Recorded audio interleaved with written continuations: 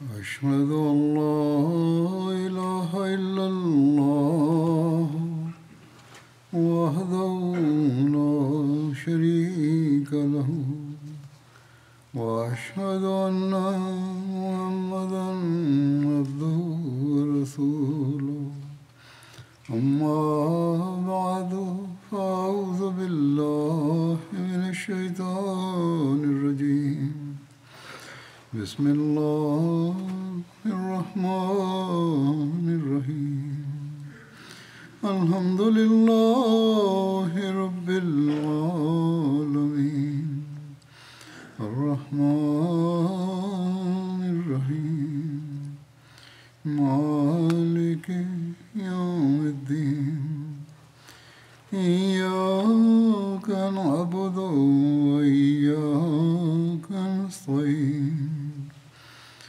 اهدنا الصراط المستقيم صراط الذين أنعمت عليهم غير المغضوب عليهم ولا الضالين.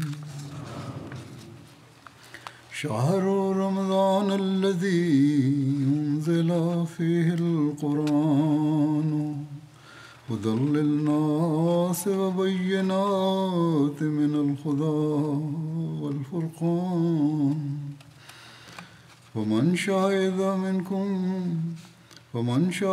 منكم الشهر فليصم ومن كان مريضا وعلى سفر فعدة من أيام أخر يريد الله بكم اليسر ولا يريد بكم العسر ولتكملوا العدة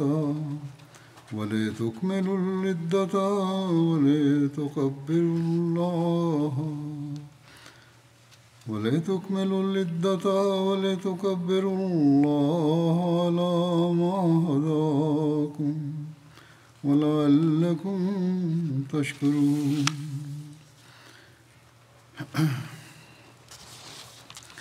ಈ ವಚನದಲ್ಲಿ ಅಲ್ಲಾಹನು ಮನುಷ್ಯರಿಗಾಗಿ ಶ್ರೇಷ್ಠ ಸನ್ಮಾರ್ಗದರ್ಶಕವಾದ ಪವಿತ್ರ ಕುರ್ಆನನ್ನು ರಂಜಾನ್ ತಿಂಗಳಲ್ಲಿ ಅವತೀರ್ಣಗೊಳಿಸಲಾಗಿದೆ ಎಂದು ಹೇಳಿ ಈ ತಿಂಗಳ ಪ್ರಾಮುಖ್ಯತೆಯನ್ನು ವ್ಯಕ್ತಪಡಿಸಿರುವನು. ಅಲ್ಲಾಹನು ಈ ಗ್ರಂಥದಲ್ಲಿ ಎಲ್ಲ ವಿಷಯಗಳನ್ನು ಒಳಪಡಿಸಿ ಅಲ್ಲಾಹನ ಕಡೆಗೆ ಧಾವಿಸುವ ಎಲ್ಲ ಮಾರ್ಗಗಳನ್ನು ತೋರಿಸಿ ಶೈತಾನನ ಎಲ್ಲ ಮಾರ್ಗಗಳ ಬಗ್ಗೆ ಎಚ್ಚರಿಸಿ ವರ್ತಮಾನ ಹಾಗೂ ಭವಿಷ್ಯದಲ್ಲಿ ಬರಲಿರುವ ಎಲ್ಲ ವಿಷಯಗಳ ಕುರಿತು ಮಾರ್ಗದರ್ಶನ ನೀಡುತ್ತಾ ಅವುಗಳ ಅಪಾಯಗಳಿಂದ ರಕ್ಷಣೆ ಪಡೆಯುವ ಮಾರ್ಗಗಳನ್ನು ತೋರಿಸಿ ಶಿರ್ಕಿನ ಅಪಾಯವನ್ನು ಅದರಿಂದ ರಕ್ಷಣೆ ಹೊಂದುವ ರೀತಿಯನ್ನು ಕಲಿಸಿಕೊಟ್ಟು ಒಟ್ಟಿನಲ್ಲಿ ವರ್ತಮಾನದಲ್ಲಿ ಇರುವ ಹಾಗೂ ಹಿಂದಿನ ಕಾಲದಲ್ಲಿ ಇದ್ದ ಮತ್ತು ಮುಂದೆ ಬರಲಿರುವ ಎಲ್ಲ ವಿಷಯಗಳನ್ನು ಪವಿತ್ರ ಕುರಾನಿನಲ್ಲಿ ಸವಿಸ್ತಾರವಾಗಿ ವಿವರಿಸಿರುವನು. ಅಲ್ಲಾಹನೊಡನೆ ಇರುವ ಸಂಬಂಧವನ್ನು ಸುದೃಢಗೊಳಿಸಲು ಹಾಗೂ ಸನ್ಮಾರ್ಗದಲ್ಲಿ ಸ್ಥಾಯಿಯಾಗಿ ನಿಲ್ಲಲು ಬೇಕಾದ ಎಲ್ಲ ಮಾರ್ಗಗಳನ್ನು ಈ ಪರಿಪೂರ್ಣ ಹಾಗೂ ಕೊನೆಯ ಶರೀಯತ್ ಗ್ರಂಥದಲ್ಲಿ ಅಲ್ಲಾಹನು ವಿವರಿಸಿರುವನು. ಆದ್ದರಿಂದ ಈ ಮಹತ್ತಾದ ಗ್ರಂಥವನ್ನು ತನ್ನ ಮಾರ್ಗಸೂಚಿಯನ್ನಾಗಿ ಮಾಡಿಕೊಂಡು ಅದನ್ನು ಪಾಲಿಸುವ ಮತ್ತು ತನ್ನ ಇಹಪರ ಜೀವಿತವನ್ನು ಸುಂದರಗೊಳಿಸಿ ಸತ್ಯದಲ್ಲಿ ನೆಲೆ ನಿಲ್ಲುವವರು ಸೌಭಾಗ್ಯಶಾಲಿಗಳು. ಹಾಗಾದರೆ ದಾಸರೊಂದಿಗೆ ಅಲ್ಲಾಹನು ತೋರಿಸುವ ಪ್ರೀತಿಯ ದೃಶ್ಯಗಳನ್ನು ಕೂಡ ನಾವು ಕಾಣುವವು. ಒಟ್ಟಿನಲ್ಲಿ ಈ ತಿಂಗಳಲ್ಲಿ ಅಲ್ಲಾಹನು ಪರಿಪೂರ್ಣ ಶರೀಯತ್ತನ್ನು ನಮಗಾಗಿ ಅವತೀರ್ಣಗೊಳಿಸಿದನು ಹಾಗೂ ಆ ಗ್ರಂಥದಲ್ಲಿ ನಮಗೆ ವೃತ್ತಾನುಷ್ಠಾನ ಮತ್ತು ಆರಾಧನೆಗಳ ವಿಧಾನಗಳನ್ನು ಸಹ ತಿಳಿಸಿದ್ದಾನೆ ಎಂಬುದಾಗಿದೆ ರಂಜಾನ್ ತಿಂಗಳ ಪ್ರಾಧಾನ್ಯ. ಈ ಪರಿಪೂರ್ಣ ಸನ್ಮಾರ್ಗದ ಬಗ್ಗೆ ಅರಿವು ಗಳಿಸಿ ಅದನ್ನು ನಮ್ಮ ಜೀವಿತದ ಮಾರ್ಗಸೂಚಿಯನ್ನಾಗಿ ಮಾಡುವ ತನಕ ನಮಗೆ ರಂಜಾನಿನ ಪ್ರಾಮುಖ್ಯದ ಅರಿವು ಉಂಟಾಗದು. ನಾವು ಅಹಮದಿಯರು ಸೌಭಾಗ್ಯಶಾಲಿಗಳು, ಏಕೆಂದರೆ ಅದರ ಅರಿವು ನಮಗೆ ಹಜರತ್ ಪೈಗಂಬರ್ ಸಲ್ಲಲ್ಲಾಹು ಅಲೈಹಿ ವಸಲ್ಲಮರ ಸತ್ಯಸಂಧ ದಾಸರಾದ ಹಜರತ್ ಮಸೀಹ್ ಅಲ್ ಇಸ್ಲಾಂ ನೀಡಿರುವರು. ಅದಕ್ಕಾಗಿ ನಾವು ಹಜರತ್ ಮಸೀಹ್ ಅಲ್ ಇಸ್ಲಾಮರ ಗ್ರಂಥಗಳನ್ನು ಮತ್ತು ವ್ಯಾಖ್ಯಾನಗಳನ್ನು ಸಹ ಓದಬೇಕು. ಹಾಗಾದರೆ ನಾವು ಆ ಮಹತ್ತಾದ ಪವಿತ್ರ ಕುರಾನ್ ಮತ್ತು ತನ್ಮಾರ್ಗದರ್ಶಕವನ್ನು ಮನವರಿಕೆ ಮಾಡಿಕೊಂಡು ಅದನ್ನು ಪಾಲಿಸಲು ಸಾಧ್ಯ. ನಾವು ಯೌಮೆ ಮಸೀಮೌದ್ ದಿನವನ್ನು ಆಚರಿಸುತ್ತೇವೆ. ಅದರಲ್ಲಿ ನಾವು ಸಮ್ಮೇಳನ ಇತ್ಯಾದಿಗಳನ್ನು ನಡೆಸುತ್ತೇವೆ. ಅದರಲ್ಲಿ ಹಜರತ್ ಪೈಗಂಬರ್ ಸಲ್ಲಲ್ಲಾಹು ಅಲೈಹಿ ವಸಲ್ಲಮರ ಭವಿಷ್ಯವಾಣಿ ಮತ್ತು ಅಲ್ಲಾಹನ ವಾಗ್ದಾನಗಳ ಪ್ರಕಾರ ಹಜರತ್ ಮಸೀಹ್ ಇಸ್ಲಾಮರ ಆಗಮನದ ಬಗ್ಗೆ ಭಾಷಣಗಳನ್ನು ನಡೆಸುತ್ತೇವೆ.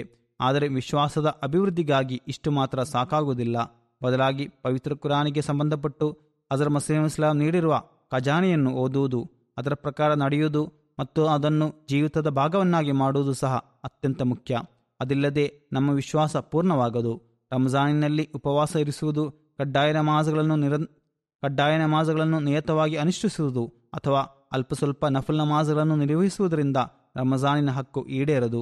ಬದಲಾಗಿ ಪವಿತ್ರ ಕುರಾನ್ನನ್ನು ಓದಿ ಅದರ ಆಜ್ಞೆಗಳನ್ನು ಹುಡುಕಿ ಅವುಗಳನ್ನು ಪಾಲಿಸುವುದು ಕೂಡ ಅತ್ಯವಶ್ಯಕವಾಗಿದೆ. ಇದೇ ನಮ್ಮನ್ನು ಅಲ್ಲಾಹನ ದಯಾಳು ಮತ್ತು ಕರುಣಾಳು ಎಂಬ ಗುಣಗಳಿಂದ ಪ್ರಯೋಜನ ಪಡೆಯುವವರನ್ನಾಗಿ ಮಾಡುವುದು. ಹಜರತ್ ಮಸೀಹ್ ಇಸ್ಲಾಮರ ಅನೇಕ ನಿರ್ದೇಶನಗಳನ್ನು ಮತ್ತು ಲಿಖಿತಗಳನ್ನು ಓದಿ ಮತ್ತು ಅವುಗಳನ್ನು ಪಾಲಿಸಿ ನಾವು ನಿಜವಾಗಿಯೂ ಪವಿತ್ರ ಕುರಾನಿನಿಂದ ಪ್ರಯೋಜನ ಪಡೆಯುವರಾಗಬಹುದಾಗಿದೆ. ರಂಜಾನಿನಲ್ಲಿ ವಿಶೇಷವಾಗಿ ಪ್ರತಿಯೊಬ್ಬರೂ ಪ್ರತಿದಿನ ಕನಿಷ್ಠ ಪಕ್ಷ 1 ಜುಜುವಿನ ತಿಲಾವತ್ ಮಾಡಬೇಕು. ಹೀಗೆ ರಂಜಾನ್ ತಿಂಗಳಲ್ಲಿ ಪವಿತ್ರ ಕುರಾನನ್ನು 1 ಬಾರಿ ಓದಿ ಮುಗಿಸಬಹುದಾಗಿದೆ. ಹಜರತ್ ಜಿಬ್ರೀಲ್ ಅಲೈಹಿಸ್ಸಲಾಂ ರಂಜಾನ್ ತಿಂಗಳಲ್ಲಿ ಪವಿತ್ರ ಕುರಾನಿನ ಅವಿತೀರ್ಣವಾದಷ್ಟು ಭಾಗವನ್ನು ಹಜರತ್ ಪೈಗಂಬರ್ ಸಲ್ಲಲ್ಲಾಹು ಅಲೈಹಿ ವಸಲ್ಲಂರಿಗೆ ಪೂರ್ಣವಾಗಿ 1 ಬಾರಿ ಓದಿ ಹೇಳಿದ್ದರು ಮತ್ತು ಕೊನೆಯ ವರ್ಷ 2 ಬಾರಿ ಪವಿತ್ರ ಕುರಾನನ್ನು ಪೂರ್ಣವಾಗಿ ಓದಿ ಹೇಳಿದ್ದರು. ಆದ್ದರಿಂದ ಪವಿತ್ರ ಕುರಾನ್ ಪಾರಾಯಣದ ಪ್ರಾಮುಖ್ಯವನ್ನು ಪ್ರತಿಯೊಬ್ಬರು ತಮ್ಮ ಮುಂದಿರಿಸಬೇಕು. ಶಹರು ರಂಜಾನ್ ಅಲ್ಲಜಿ ಉನ್ಜಿಲ ಫೀಹಿಲ್ ಕುರ್ಆನ್ ಎಂಬ ವಚನಕ್ಕೆ ಸಂಬಂಧಪಟ್ಟು ಹಜರತ್ ಮಸೀಹ್ ಮೌದ್ ಇಸ್ಲಾಂ ಹೇಳುತ್ತಾರೆ, ಈ ಒಂದು ವಾಕ್ಯದಿಂದ ರಂಜಾನ್ ತಿಂಗಳ ಮಹತ್ವದ ಅರಿವಾಗುತ್ತದೆ. ಹೃದಯವನ್ನು ಪ್ರಕಾಶಪೂರ್ಣವನ್ನಾಗಿ ಮಾಡಲು ಇದು ಉತ್ತಮವಾದ ಮಾಸವಾಗಿದೆ ಎಂದು ಸೂಫಿಗಳು ಬರೆದಿರುವರು. ಹೇರಳವಾಗಿ ಈ ಮಾಸದಲ್ಲಿ ದಿವ್ಯ ದರ್ಶನಗಳು ಉಂಟಾಗುತ್ತವೆ. ನಮಾಜ್ ಆತ್ಮವನ್ನು ಪರಿಶುದ್ಧಗೊಳಿಸುತ್ತದೆ ಮತ್ತು ವ್ರತಾನುಷ್ಠಾನ ಹೃದಯವನ್ನು ಬೆಳಗಿಸುತ್ತದೆ. ಕುರಾನ್ ಎಂಬ ಪದದ ಬಗ್ಗೆ ನಾನು ಯೋಚಿಸಿದಾಗ ಈ ಅನುಗ್ರಹಿತ ಪದದಲ್ಲಿ ಒಂದು ಮಹತ್ತಾದ ಭವಿಷ್ಯವಾಣಿ ಅಡಗಿದೆ ಎಂದು ನನಗೆ ಮನವರಿಕೆಯಾಯಿತು. ಅದೇನೆಂದರೆ, ಇದೇ ಓದಲು ಯೋಗ್ಯವಾದ ಗ್ರಂಥವಾಗಿದೆ. ಒಂದು ಕಾಲದಲ್ಲಿ ಇತರ ಪುಸ್ತಕಗಳನ್ನು ಕೂಡ ಇದಕ್ಕೆ ಸರಿಸಮಾನವಾಗಿ ಭಾವಿಸಲಾಗುವುದು. ಆದ್ದರಿಂದ ಈಗ ಎಲ್ಲ ಗ್ರಂಥಗಳನ್ನು ಬಿಟ್ಟುಕೊಂಡು ದಿನರಾತ್ರಿ ಪವಿತ್ರ ಕುರಾನನ್ನು ಓದಿರಿ. ನಮ್ಮ ಜಮಾತಿನವರು ಪವಿತ್ರ ಕುರಾನಿಗೆ ಸಂಬಂಧಪಟ್ಟ ಕಾರ್ಯ ಮತ್ತು ಆಲೋಚನೆಯಲ್ಲಿ ಮನಸ್ಸಾರೆ ನಿರತರಾಗಬೇಕು ಮತ್ತು ಇತರ ಹೇಳಿಕೆಗಳಿಗೆ ಸಂಬಂಧಪಟ್ಟ ಕೆಲಸವನ್ನು ಬಿಡಬೇಕು. ಈ ಕಾಲದಲ್ಲಿ ಪವಿತ್ರ ಕುರಾನ್ ಎಂಬ ಆಯುಧವನ್ನು ಕೈಯಲ್ಲಿ ಹಿಡಿದರೆ ನಿಮಗೆ ಯಶಸ್ಸು ಲಭಿಸುವುದು. ಈ ಪ್ರಕಾಶದ ಮುಂದೆ ಯಾವ ಅಂಧಕಾರವೂ ನಿಲ್ಲದು. ಪವಿತ್ರ ಕುರಾನಿನ ಪ್ರಕಾರ ನಡೆಯುವವರೇ ವಿಜಯಶಾಲಿಗಳಾಗುವರು. ಪವಿತ್ರ ಕುರಾನನ್ನು ಬಿಟ್ಟುಕೊಂಡು ಯಶಸ್ಸು ಗಳಿಸುವುದು ಅಸಾಧ್ಯವಾದ ಸಂಗತಿಯಾಗಿದೆ. ಸಹಾಬ್ಯರ ಮಾದರಿಗಳನ್ನು ನಿಮ್ಮ ಮುಂದಿರಿಸಿರಿ. ಅವರು ಹಜರತ್ ಪೈಗಂಬರ್ ಸಲ್ಲಲ್ಲಾಹು ಅಲೈಹಿ ವಸಲ್ಲಂರನ್ನು ಅನುಸರಿಸಿದಾಗ ಮತ್ತು ಧರ್ಮಕ್ಕೆ ಲೌಕಿಕತೆಯ ಮೇಲೆ ಆದ್ಯತೆ ನೀಡಿದಾಗ ಅವರೊಂದಿಗೆ ಅಲ್ಲಾಹನು ಮಾಡಿದ ಎಲ್ಲಾ ವಾಗ್ದಾನಗಳು ಈಡೇರಿದವು. ಮುಸ್ಲಿಮರು ಪವಿತ್ರ ಕುರಾನಿನ ಕಡೆಗೆ ಮರಳುವ ತನಕ ಅವರಲ್ಲಿ ಸತ್ಯವಿಶ್ವಾಸ ಉಂಟಾಗದು. ಮೊದಲು ಬಂದಿದ್ದ ಮಾರ್ಗದಲ್ಲೇ ಗೌರವ ಮತ್ತು ಉನ್ನತಿ ಬರುವುದು. ಆದ್ದರಿಂದ ಲೌಕಿಕರ ಹಿಂದೆ ನಡೆಯುವುದರಿಂದ ಸತ್ಯವಿಶ್ವಾಸ ಮತ್ತು ಸತ್ಕರ್ಮದಲ್ಲಿ ಅಭಿವೃದ್ಧಿ ಉಂಟಾಗದು. ಬದಲಾಗಿ ಪವಿತ್ರ ಕುರಾನನ್ನು ಪಾಲಿಸುವುದರಿಂದ ಅದು ಉಂಟಾಗುತ್ತದೆ.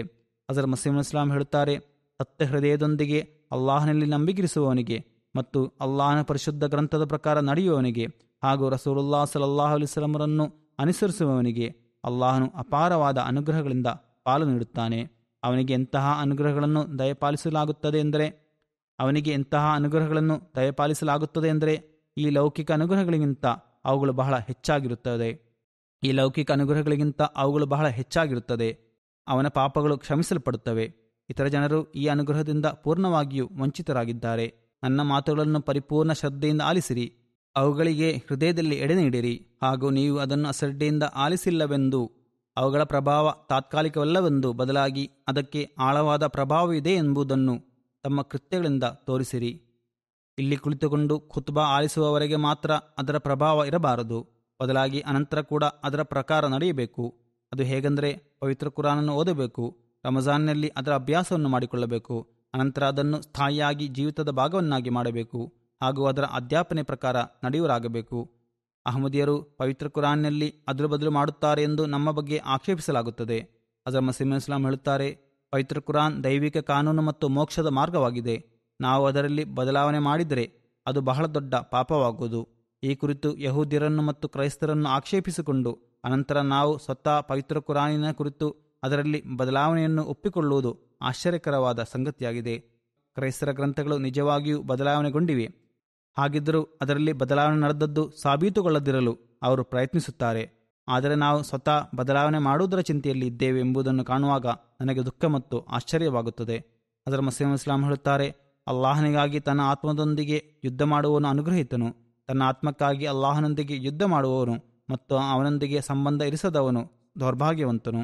ತನ್ನ ಆತ್ಮಕ್ಕಾಗಿ ಅಲ್ಲಾಹನ ಆದೇಶವನ್ನು ತಿರಸ್ಕರಿಸುವವನು ಸ್ವರ್ಗದಲ್ಲಿ ಖಂಡಿತವಾಗಿಯೂ ಪ್ರವೇಶಿಸಲಾರನು. ಪವಿತ್ರ ಕುರಾನಿನ ಒಂದು ಚುಕ್ಕಿ ಕೂಡ ನಿಮ್ಮ ವಿರುದ್ಧ ಸಾಕ್ಷಿ ನೀಡಿ ನೀವು ಹಿಡಿಗೂಡಲ್ಪಡದಿರಲು ನೀವು ಪ್ರಯತ್ನಿಸಿರಿ. ಏಕೆಂದರೆ ಒಂದು ಚಿಕ್ಕ ಪಾಪ ಕೂಡ ಶಿಕ್ಷೆಗೆ ಕಾರಣವಾಗಬಹುದು. ಅಲ್ಪ ಸಮಯವೇ ಬಾಕಿ ಇರುವುದು. ಆಯುಸ್ಸಿನ ಬಗ್ಗೆ ಯಾವುದೇ ಭರವಸೆ ಇಲ್ಲ. ವೇಗವಾಗಿ ಹೆಜ್ಜೆ ಹಾಕಿರಿ. ಸಂಧ್ಯಾ ಸಮಯ ಸಮೀಪವಾಗಿದೆ. ನೀವು ಅಲ್ಲಾಹನ ಸನ್ನಿಧಿಯಲ್ಲಿ ಮುಂದಿರಿಸಬೇಕಾದುದನ್ನು ಪದೇ ಪದೇ ನೋಡಿರಿ.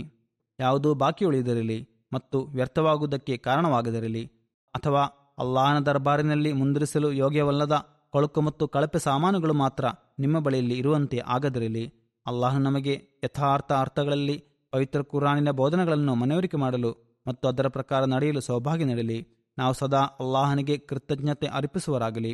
ನಾವು ರಮಜಾನಲ್ಲಿ ಮಾತ್ರವಲ್ಲ, ಬದಲಾಗಿ ಯಾವಾಗಲೂ ಪವಿತ್ರ ಕುರಾನಿನ ಶಿಕ್ಷಣದ ಪ್ರಕಾರ ನಮ್ಮ ಜೀವಿತಗಳನ್ನು ಸಾಗಿಸುವರಾಗಲಿ. ಹಾಗಾದರೆ ಮಾತ್ರ ನಾವು ಹಜರತ್ ಮಸೀಹ್ ಇಸ್ಲಾಮರೊಂದಿಗೆ ಮಾಡಲಾದ ಬಯ್ಯತ್ತಿನ ಹಕ್ಕನ್ನು ಈಡೇರಿಸಲು ಪ್ರಯತ್ನಿಸುವರಾಗಿದ್ದೇವೆ ಎಂದು ಹೇಳಬಲ್ಲವು. ಅಲ್ಲಾಹನು ನಮಗೆ ಈ ರಮಜಾನ್ನಲ್ಲೂ ಮತ್ತು ಅನಂತರವೂ ಪವಿತ್ರ ಕುರಾನಿನ ಅಧ್ಯಾಪನೆಗಳಿಂದ ಪ್ರಯೋಜನ ಪಡೆಯಲು ಸೌಭಾಗ್ಯ ನೀಡುತ್ತಿರಲಿ. ದುಆಗಳಲ್ಲಿ ಫಲಸ್ತೀನಿಯರನ್ನು ಕೂಡ ನೆನಪಿಡಿರಿ. ಯುದ್ಧದ ಕಾರಣದ ಹೊರತಾಗಿಯೂ ಹಸಿವು ಮತ್ತು ರೋಗಗಳಿಂದ ಈಗ ಮಕ್ಕಳು ಮತ್ತು ಅಮಾಯಕರು ಅಸುನೀಗುತ್ತಿದ್ದಾರೆ. ಇದು ಇಸ್ರೇಲ್ ಸರ್ಕಾರದ ಕಠೋರತೆ ಮತ್ತು ಹಠದ ಕಾರಣದಿಂದ ಉಂಟಾಗಿರುವ ಮನುಷ್ಯ ನಿರ್ಮಿತ ಬರಗಾಲ ಮತ್ತು ಹಸಿವಿನ ಸ್ಥಿತಿಯ ವಿಪತ್ತು ಆಗಿದೆ ಎಂದು ಈಗ ವಿಶ್ವಸಂಸ್ಥೆ ಕೂಡ ಹೇಳಲು ಆರಂಭಿಸಿದೆ. ಮಾರ್ಗಗಳು ತೆರೆಯಲ್ಪಟ್ಟರೆ ಮತ್ತು ಸಹಾಯಗಳು ಬೇಗನೆ ತಲುಪಿದರೆ ಈಗಲೂ ಸ್ಥಿತಿ ಉತ್ತಮಗೊಳ್ಳಬಹುದು. ಅದೇ ರೀತಿಯಲ್ಲಿ ಸುಡಾನಿನ ಜನತೆಗಾಗಿಯೂ ದುಆ ಮಾಡಿರಿ. ಅಲ್ಲಾಹನವರ ನಾಯಕರಿಗೂ ಮತ್ತು ಅಧಿಕಾರಿಗಳಿಗೂ ಬುದ್ಧಿ ನೀಡಲಿ. ಅಲ್ಲೂ ಜನರು ಹಸಿ ಮತ್ತು ರೋಗದಿಂದ ಸಾಯುತ್ತಿದ್ದಾರೆ. ಸ್ವಂತ ಜನರೇ ತಮ್ಮ ಸ್ವದೇಶಗಳ ಮೇಲೆ ದೌರ್ಜನ್ಯ ಮಾಡುತ್ತಿದ್ದಾರೆ. ಭೌತಿಕ ಅಭಿಲಾಷೆಗಳು ಮತ್ತು ಪವಿತ್ರ ಕುರಾನಿನ ಅಧ್ಯಾಪನೆಗಳನ್ನು ಮರೆತು ಬಿಟ್ಟಿರುವುದೇ ಇದಕ್ಕೆ ಕಾರಣ. ಈ ಕಾಲದಲ್ಲಿ ಅಲ್ಲಾಹನ ಕಳುಹಿಸಿದ ವ್ಯಕ್ತಿಯನ್ನು ನಂಬದೇ ಅವರು ನಿರಾಕರಿಸಿದ್ದಾರೆ. ಅನೇಕ ಇತರ ಮುಸ್ಲಿಂ ದೇಶಗಳ ಅವಸ್ಥೆ ಕೂಡ ಇದೇ ಆಗಿದೆ. ಅಲ್ಲೂ ಸಾಕಷ್ಟು ಕಷ್ಟಕರವಾದ ಸ್ಥಿತಿ ಇದೆ. ಸರ್ಕಾರಗಳು ತಮ್ಮ ಜನರ ಮೇಲೆ ದೌರ್ಜನ್ಯ ಮಾಡುತ್ತಿದ್ದಾರೆ. ಜನರು ಪರಸ್ಪರ ಜಗಳವಾಡುತ್ತಿದ್ದಾರೆ. ಅಲ್ಲಾಹನ ಅವರ ಮೇಲೆ ದಯೆ ತೋರಲಿ. ಅಲ್ಲಾಹನ ಮಾರ್ಗದಲ್ಲಿ ಜೈಲು ಶಿಕ್ಷೆ ಅನುಭವಿಸುತ್ತಿರುವ ಪಾಕಿಸ್ತಾನ ಮತ್ತು ಯಮನಿನ ಅಹ್ಮದಿಯರಿಗಾಗಿಯೂ ದುಆ ಮಾಡುತ್ತೀರಿ. ಪಾಕಿಸ್ತಾನದ ಪ್ರಚಲಿತ ಸ್ಥಿತಿಗತಿಗಳಿಗಾಗಿಯೂ ದುಆ ಮಾಡುತ್ತೀರಿ. ಅಲ್ಲಾಹನು ಅಹ್ಮದಿಯರನ್ನು ಸಂರಕ್ಷಿಸಲಿ.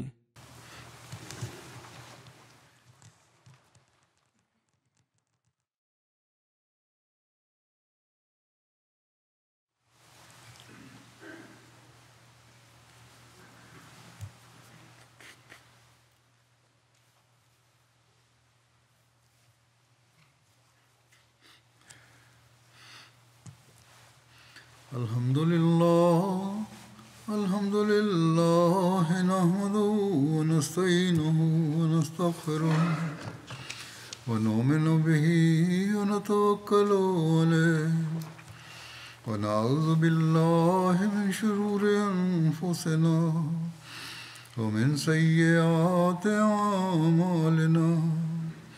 Man yahdihillahu fala mudilla lahu ومن يضلل فلا هادي له ونشهد أن لا إله إلا الله ونشهد أن محمدا عبده ورسوله.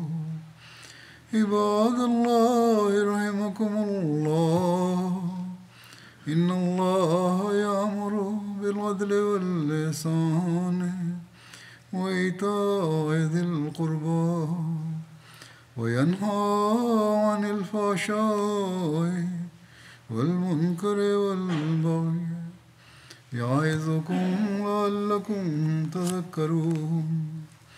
اذكروا الله يذكركم وادعوه يستجب لكم ولذكر الله أكبر.